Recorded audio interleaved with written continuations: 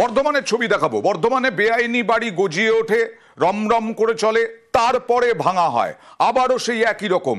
বিবেকানন্দর মূর্তি সরিয়ে এই বিরিয়ানির দোকান, বিরিয়ানির একদম এত বড় বিল্ডিং তৈরি হলো, চলছিল ব্যবসা, তারপরে এটা অবৈধ বলে ভাঙা হলো এই বেআইনি দোকান। বিবেকানন্দর মূর্তি সরিয়ে এই বিরিয়ানির দোকান হয়েছিল। কথা বলবো প্রতিনিধি শরদিন্দুর সঙ্গে। শরদিন্দু, কত বছর ধরে চলছিল? একেবারে তো রমরম করে চলছিল যা দেখে মনে হচ্ছে, তাহলে হঠাৎ করে এখন বেআইনি হলো কিভাবে?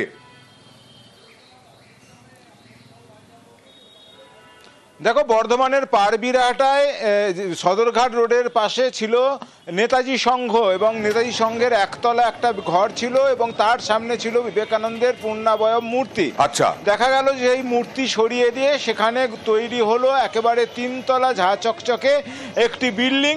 তার ওপরতলায় ক্লাব ঘর, নিচের দুতলা চলছিল বিরিয়ানি কেনা বেচার দোকান। এবং এরপরই পৌরসভায় অভিযোগ জমা পড়ে যে কোনো রকম প্ল্যান ছাড়াই এই বিল্ডিং তৈরি হয়েছে। কতদিন আগে তৈরি হলো? পৌরসভার পক্ষ হয় তারা কোনো কাগজপত্র দেখাতে পারেনি।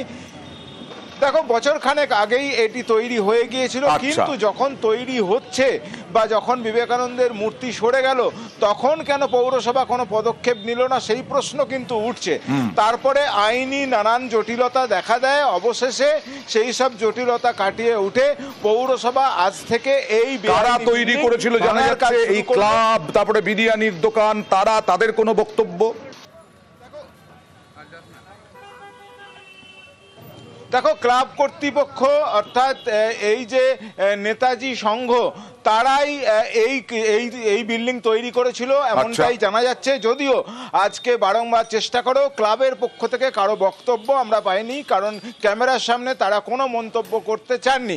তবে যেটা জানা যাচ্ছে যে পৌরসভা বারংবার তাদের নোটিশ দিয়েছিল এবং তারা হাইকোর্টেরও দ্বারস্থ হয়েছিল স্টে অর্ডার আনার জন্য, কিন্তু তারা স্থগিতাদেশ পাননি।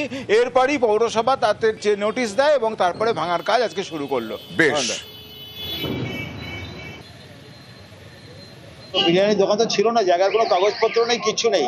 তার ধারে একটা ছোট ক্লাব মতো চলছিল, কিন্তু সেটা নিয়ে আর কিছু বিশেষ কিছু করা হয়নি। যখন এটা ব্যবসায়িক পারপাসে ইউজ করা হচ্ছে তখন সেটা ওদেরকে বারবার বারণ করা হয়েছিল, কিন্তু কিছুদিন শোনেনি, যার জন্য আলটিমেটলি লাস্টে ডিমোলিশন অর্ডার দিতে হয়েছে।